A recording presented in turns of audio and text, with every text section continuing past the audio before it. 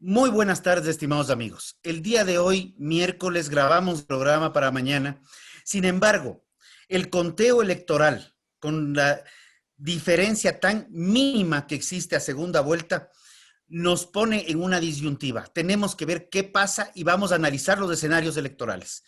Nos acompaña Gabriela Briones, activista, comunicadora, con una gran historia en estos aspectos, y también nos acompaña el día de hoy Isabel Proaño, que inclusive estuvo en aquel entonces Tribunal Electoral de Pichincha. Pues Gabriela, bienvenida, Isabel, bienvenida. ¿Qué podemos esperar? Bueno, yo quisiera que empiece Isa, si puede, Isa, Gaby. ser, que tiene una visión mucho más experta del tema electoral. Bueno, es un gusto estar aquí. Muchísimas gracias por habernos invitado, Rodrigo, y a la Fundación Supervisión Ciudadana. Un gusto, Gaby, compartir esta entrevista contigo. Eh, bueno, ¿qué podemos esperar? Yo creo que primero los resultados oficiales que se espera que tengamos el día de hoy o mañana en la mañana, y que van a dar ciertas luces para qué es lo que ha ocurrido con las actas rezagadas, que son las que han causado la mayor preocupación de los ciudadanos durante estas últimas horas. Sabemos que en este momento Guillermo Lasso acaba de pasar con pocas centésimas, unos miles de votos, al candidato de Pachacutic, Yacu Pérez. Y yo lo que esperaría es que yo quisiera plantear dos escenarios. El primero, que haya mesura de parte de todos los candidatos y que se acepten los resultados electorales. Y el segundo, evidentemente, que no se acepten los resultados electorales, que Pachacutic impugne estos resultados y que pida un reconteo de, no sé, varias mesas aleatorias podría ser, o un reconteo en ciertas provincias donde ellos tengan dudas, y que sigamos durante varios días más con la misma incertidumbre que hemos tenido hasta el día de hoy. Eso en el ámbito electoral. Bueno, mi perspectiva desde el punto de vista comunicacional y mediática es que el segundo escenario es el más posible, es decir, que no va a haber conformidad, no creo que vaya a haber mesura, porque ya hay un encuadre de parte de Pachacutic, un encuadre que se conoce también como framing, donde ellos desde el primer momento, desde el primer día, de manera, me parece a mí, poco prudente y poco respetuosa con el proceso, alertaron inclusive de hackeo de parte de China y de parte de Estados Unidos, acusaron directamente al candidato Lasso de aliarse con Correa, lo cual es un poquito inaudito. Nombraron inclusive a la embajada de Estados Unidos como que ellos habían recibido una llamada, después la embajada hizo un comunicado muy diplomático donde dijo que ellos creían en la transparencia del proceso, pero se generó toda una ola de desasosiego, de ira, de indignación. Y al mismo tiempo se plantó una idea que realmente es una idea basada en una percepción. Y creo yo que es una idea basada en una percepción de partes interesadas, ¿no? Y esa idea es que solamente Yacu le podía ganar a Correa. Y pues nada está escrito. Entonces eso parte ya de por sí, la idea asume que podemos predecir el futuro y que podemos dar por hecho el resultado de una segunda vuelta, lo cual implica que seamos deterministas y que no creamos que existen posibilidades de cambiar el presente y de cambiar y de tomar acciones para dibujar el futuro. Yo me resisto, me niego y rechazo eso. Creo que la pregunta no es si es que, sino la pregunta es cómo. ¿Cómo hacemos para tomar las riendas y unirnos y convocar a todas las partes interesadas en que no regrese ese pasado terrible y construimos un Ecuador donde quepamos todos? O sea, creo que la pregunta no es si es que, sino cómo hacemos. Y eso cambia completamente el encuadre. Yo creo, a ver, yo sí quiero plantearles algo. Yo creo que es inédito. Hay varias cosas que me han llamado mucho la atención. Las encuestas, bueno, las encuestas preelectorales pueden equivocarse, eso es normal, hemos visto, y hay inclusive diferencias en los pronósticos.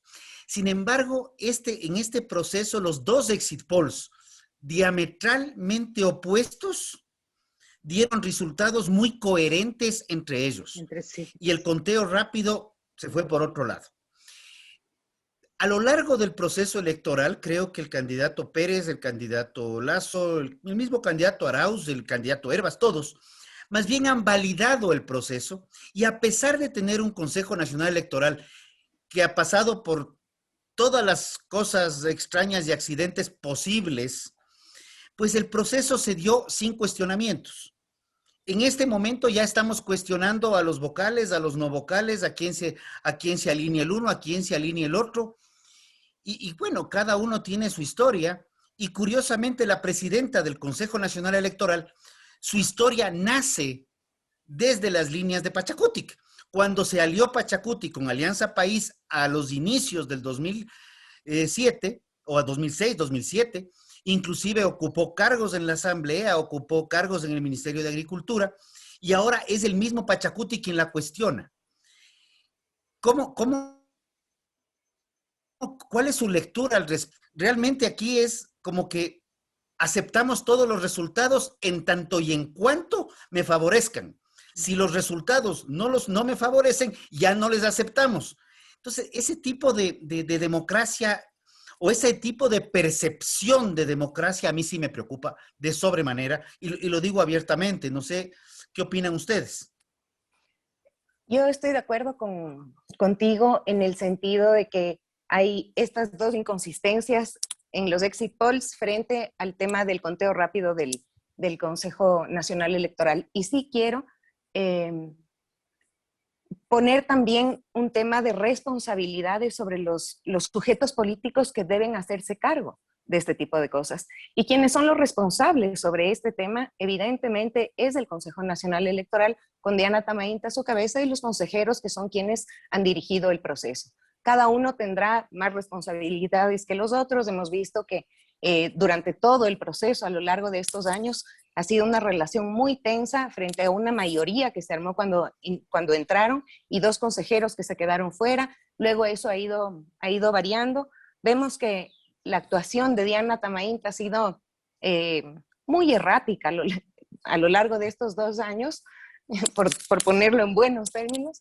Y creo que ese justamente es el mal sabor que le queda no solamente a la gente de Pachacutic, y eso creo que tiene que quedar claro. Tenemos todos los ecuatorianos un mal sabor sobre cómo fue llevado este proceso. No podemos olvidar que el señor Arauz fue inscrito con una cédula que no era propia, que era de alguien más, y dejaron que eso pase, por ejemplo. Hay un montón de manchas dentro del proceso electoral, y quien es la responsable del problema causado con este último recuento es Diana Tamain, porque finalmente ella es la cabeza y quien lleva la voz cantante y quien tiene que tomar la última decisión frente a ciertos temas. En un escenario tan complejo como se evidenció con el conteo rápido, la decisión responsable era no salir con esos datos y llamar a la calma a todo el país, esperando resultados oficiales, y este conteo voto a voto exponiendo que había una diferencia muy, muy cortita entre estos dos candidatos. Y justamente como no es eso lo que se hizo, sino que se dieron muy a la ligera estos datos, pretendiendo que con una muestra estabilizada, porque eso fue lo que dijo Atamain, que la muestra estaba estabilizada y que los datos arrojaban que Yacu Pérez era el nuevo presidente, evidentemente va creando una narrativa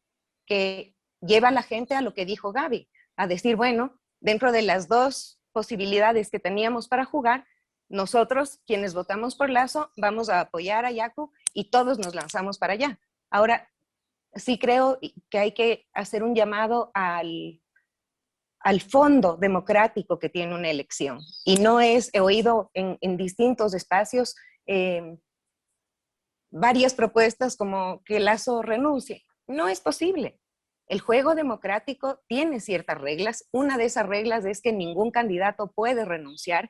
La única manera que un candidato puede salir de la elección es muriendo lamentablemente. Ese no es el caso. Si es que Lasso renunciaría, y le tocaría a Alfredo Borrero subir y enfrentar esto, cosa que no es posible.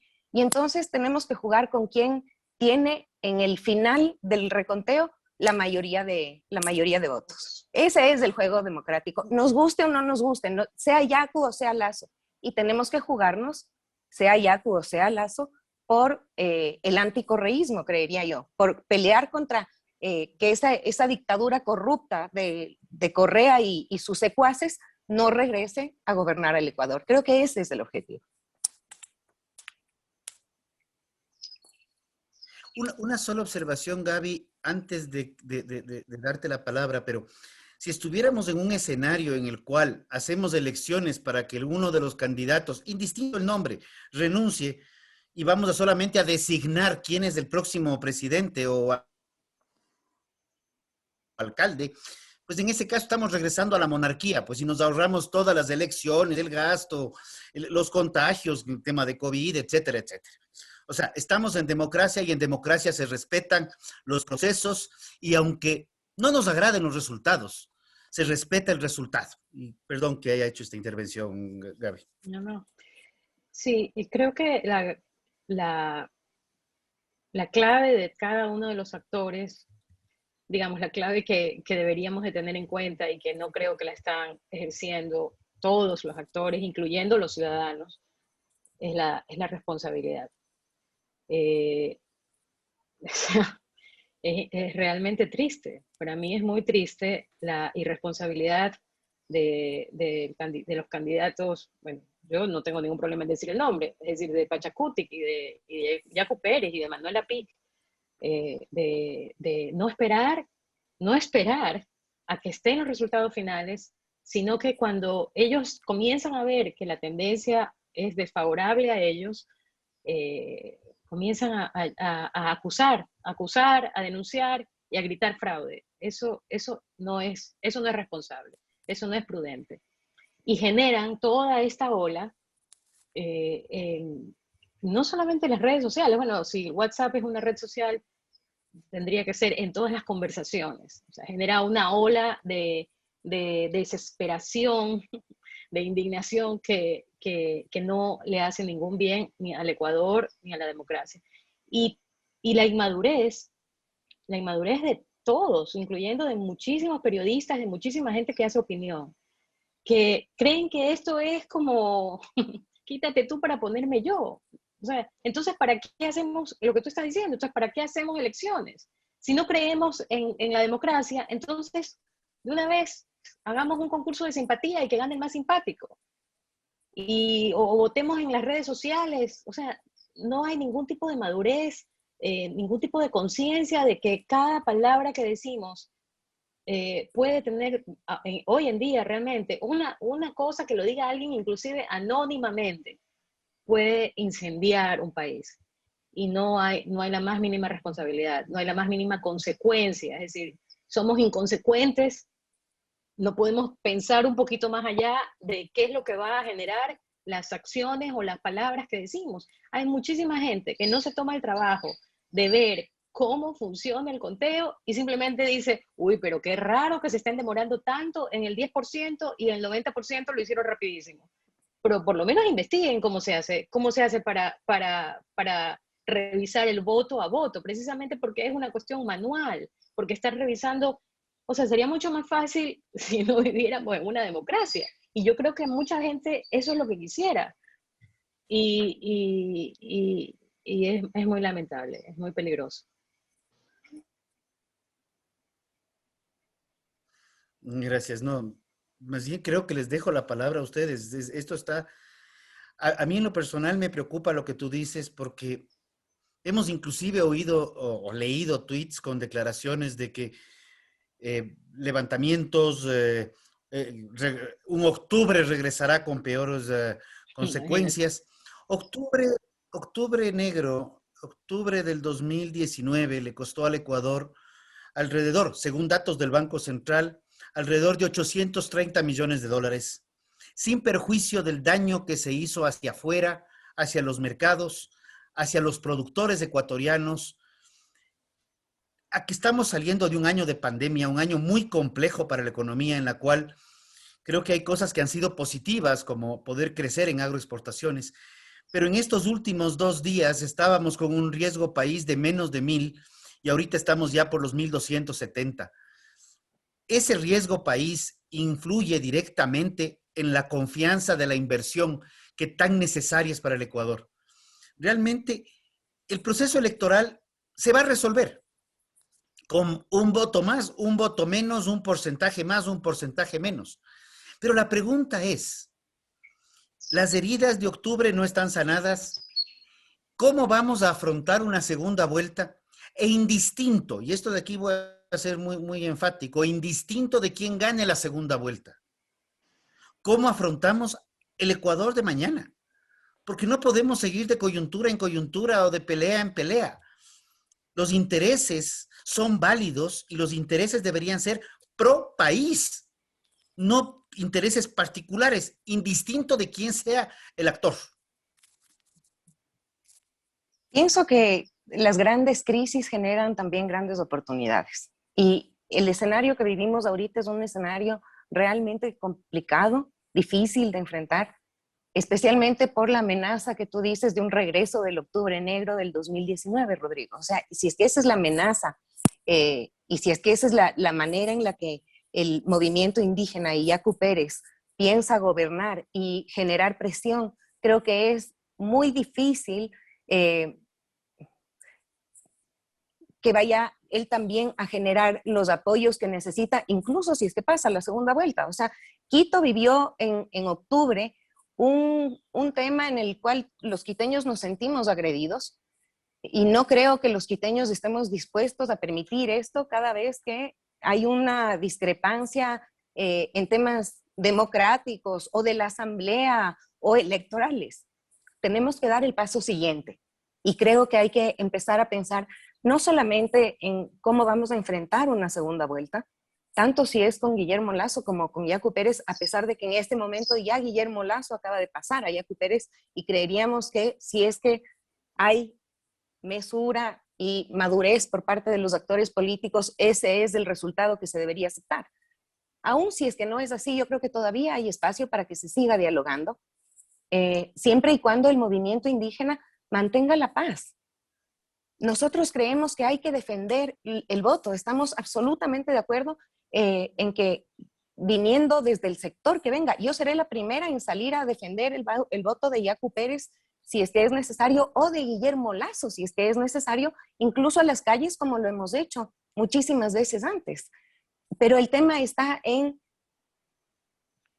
que yo creo que estamos llegando a un punto de quiebre donde nos estamos dando cuenta de que todos los ecuatorianos necesitamos el uno del otro.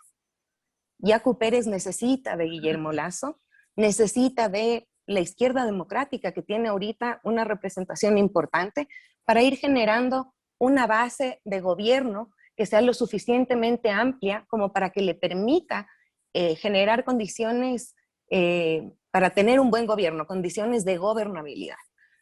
Lo mismo Guillermo Lasso. Si es que Guillermo Lasso llega, es evidente que con su proyecto no llegó a la mayoría de ecuatorianos y necesita ampliar esa base y llegar a los públicos que él no alcanzó a llegar, a los jóvenes, a las mujeres, a los ambientalistas. Y también incluir a la izquierda democrática, incluir a las otras fuerzas importantes que pueden hacer que este gobierno sea un gobierno exitoso. Y creo que tenemos esta gran oportunidad de empezar a confiar los unos en los otros. Sé que va a ser un proceso muy complicado, pero tenemos que hacerlo. Empezar a confiar los unos en los otros, generar acuerdos programáticos, generar puntos de interés en el mismo gobierno, por ejemplo. No veo por qué tenemos que decir, nosotros queremos empleo o queremos cuidar el agua, cuando podríamos, yo creo que los ecuatorianos queremos tener empleo, pero cuidando el agüita. Correcto. Entonces, tenemos ahorita la gran oportunidad de generar un acuerdo entre estos candidatos de oposición para enfrentar una dictadura corrupta y no permitir que el correísmo regrese. De acuerdo. Y creo que cada uno de nosotros puede hacer algo al respecto. Se puede empezar a tender los puentes y puede empezar a darle el beneficio de la duda al que piensa distinto y saber que De aquí solamente vamos a poder salir si nos unimos Juntos. y si nos escuchamos. Bueno, dicen que cuando en un grupo todos piensan iguales porque solo uno piensa. Precisamente creo que es importante. En la diversidad están los acuerdos. Porque si todos pensamos de acuerdo en todo, no hay acuerdo, pues ya estamos de acuerdo. Entonces veamos cómo vamos construyendo, pero ¿es factible la unidad? ¿Es factible construir eh, mayor tolerancia en el Ecuador? Yacu a lo largo de su campaña mantuvo una relativa distancia, inclusive, con el movimiento, con el movimiento indígena, y ahora vemos que el movimiento indígena se ha apropiado un poco, en cierta forma, del triunfo de Pérez. Yo creo que es así, se ha apropiado del triunfo de Pérez, y no creo que es una lectura muy errada, más bien veo que la situación es que encontraron una herramienta, porque ellos estuvieron más bien muy alineados a la línea de Arauz, la dirigencia visible, digamos así, de la CONAIE. No quiero mezclar a los dos. Pero ya como digo, ¿cómo afrontar el futuro ya en términos reales? Lazo tiene su grupo de estrategas, tiene su grupo de asesores, va a tener que tal vez hacer ajustes en la campaña. Yacu, obviamente, si sube a la segunda vuelta, va a tener que hacer ajustes en la campaña. Aquí es un tema de inclusión, porque también, y nos estamos extendiendo y no tengo problema el día de hoy, pero hay un tema que es fundamental.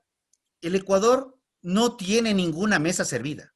Ese cuento de la mesa servida de hace 4 años, no sé de dónde salió. Pero aquí hay una serie de temas y cuentas por pagar, y tenemos una economía rezagada y tenemos unas proyecciones de crecimiento muy rezagadas, y los años electorales son complejos.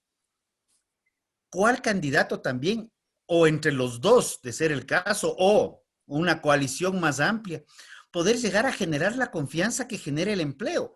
Porque el empleo, 1 millón, 2 millones, 5 millones de ecuatorianos, no se va a generar por ningún decreto.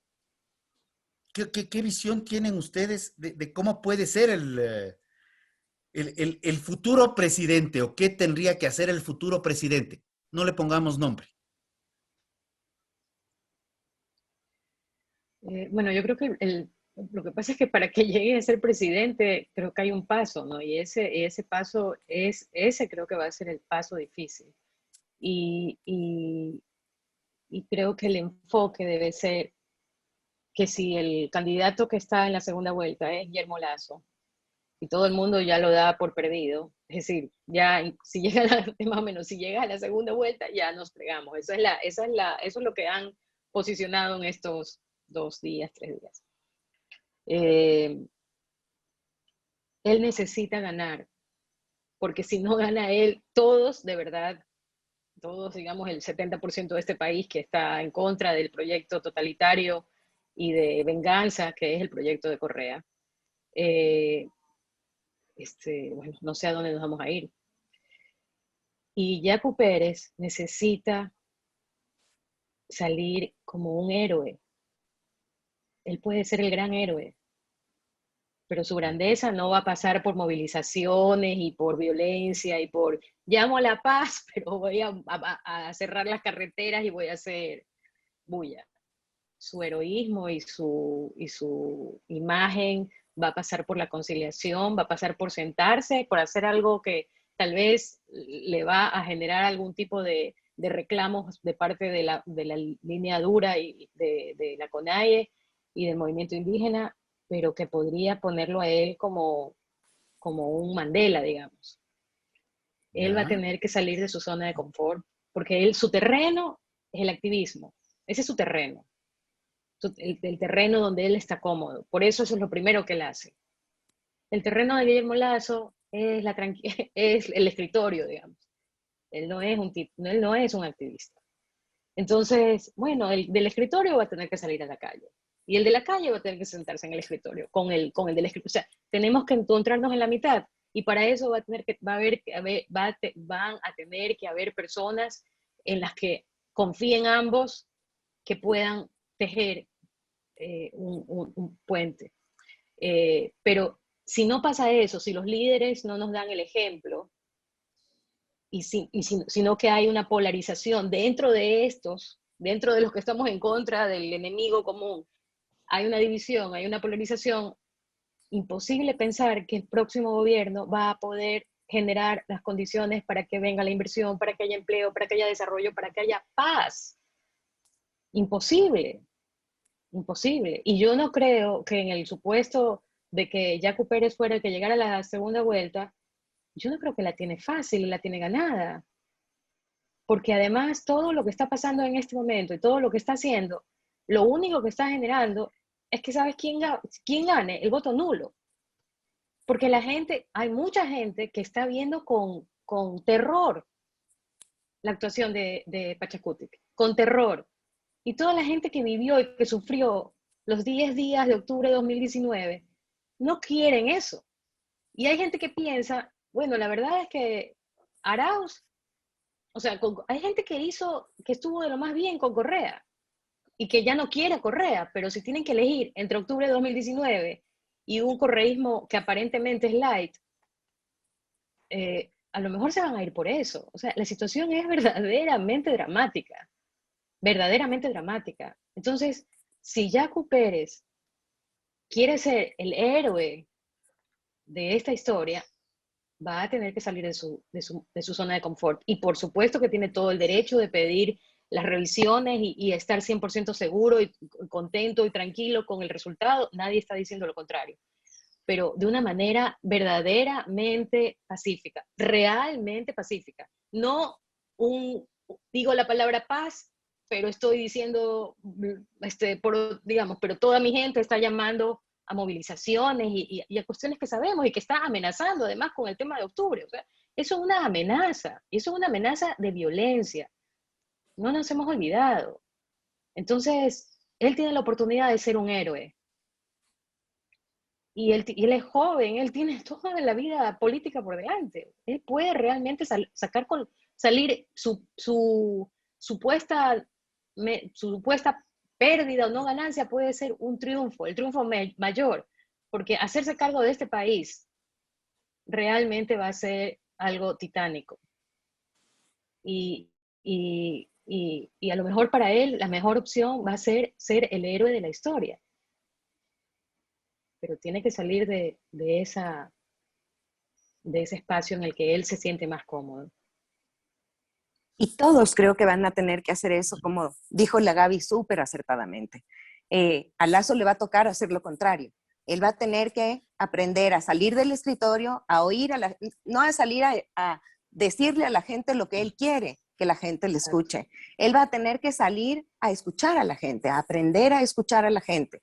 Entonces, creo que este va a ser un proceso duro, difícil, pero que todos, y me incluyo dentro de los ciudadanos tenemos que ser inteligentes para ir apoyando este proceso, porque se va a necesitar para que lo que el Ecuador necesite para sobrevivir se dé, vamos a necesitar que los ecuatorianos tengamos mucha generosidad, que flexibilicemos nuestras posiciones, que entendamos que no siempre vamos a ganar lo que queremos, que este es un país que tiene muchas visiones y que tenemos que encajar esas visiones, que tenemos que ir encajando distintas realidades, porque todos aquí no estamos, lo que se decía en la pandemia, ¿no? Estamos en el mismo barco, pero no todos estamos remando de la misma manera y no todos tenemos las...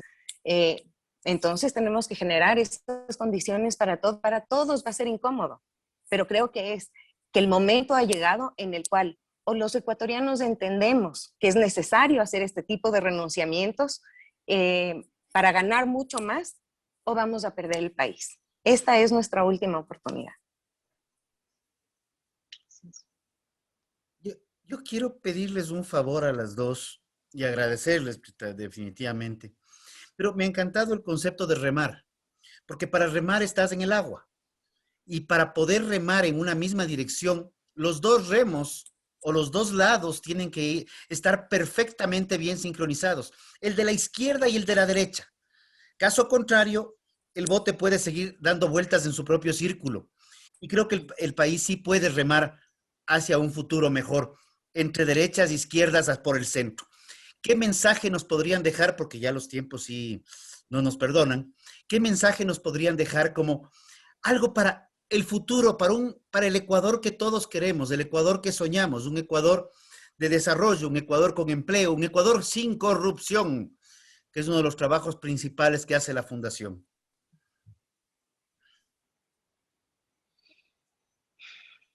Empiezo yo. Gaby. Este,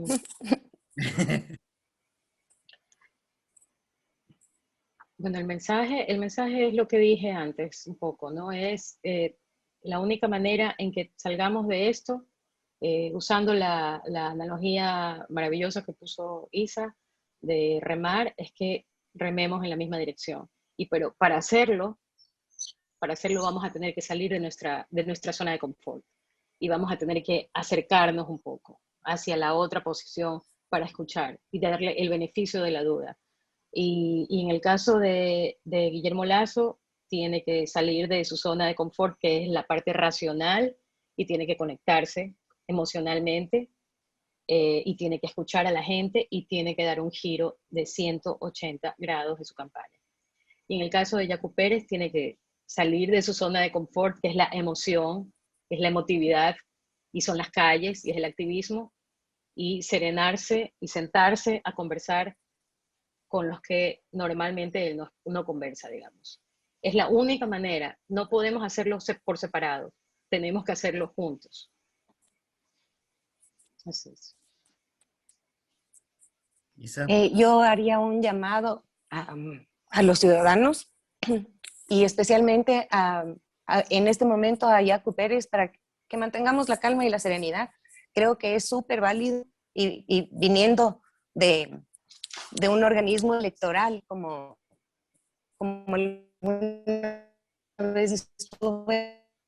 yo creo en la democracia, en la seguridad en el proceso, en la transparencia del proceso y en los resultados, pero también tenemos que permitir que mientras se dan esos conteos, vayamos avanzando en diálogos de los unos con los otros, sabiendo que nos necesitamos, manteniendo la prudencia, la paz siempre, y los ciudadanos también siendo inteligentes porque nos estamos jugando el futuro y tenemos que apostarle al candidato que llegue para enfrentar al correísmo en la segunda vuelta.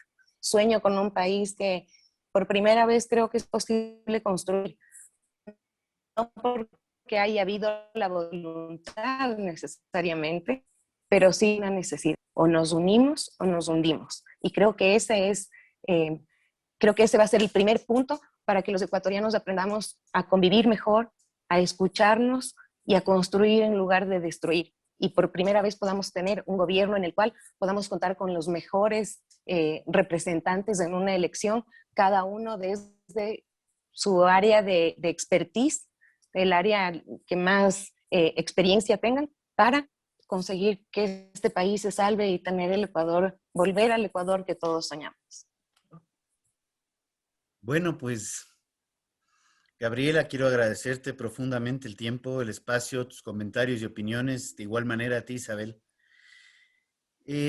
Realmente la encrucijada que vamos a vivir en las próximas horas, y recordemos que este programa está siendo grabado el día miércoles, es incierta, y no me atrevo a decir cómo va a quedar nada, pero sí, creo que la prudencia, mantener la calma, ese es el mejor mensaje que podemos tener, porque indistinto cómo terminen los conteos, todavía hay una segunda vuelta que definirá un presidente, pero después de ese presidente, que se posesionará el 24 de mayo, sí creo, y esto lo digo a título personal, sí creo firmemente que el papel que deberá jugar la sociedad civil será la de contrapeso, no de violencia, no de manifestaciones, pero sí de contrapeso al gobierno que venga, en donde la sociedad civil de manera independiente busque plantear soluciones y construir el país que todos buscamos.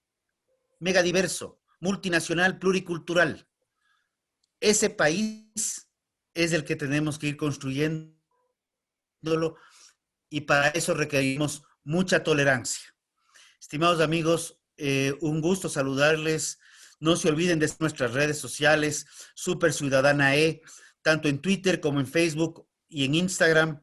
Suscríbase al canal, semana a semana estamos con algún programa y trataremos de ir sacando pastillas para el futuro. Pues ha sido un gusto tenerlas y cuando este programa salga tendremos ya definido, esperamos, una segunda vuelta y un proceso electoral que se debe respetar en materia de democracia principalmente. Muchas gracias. Gracias.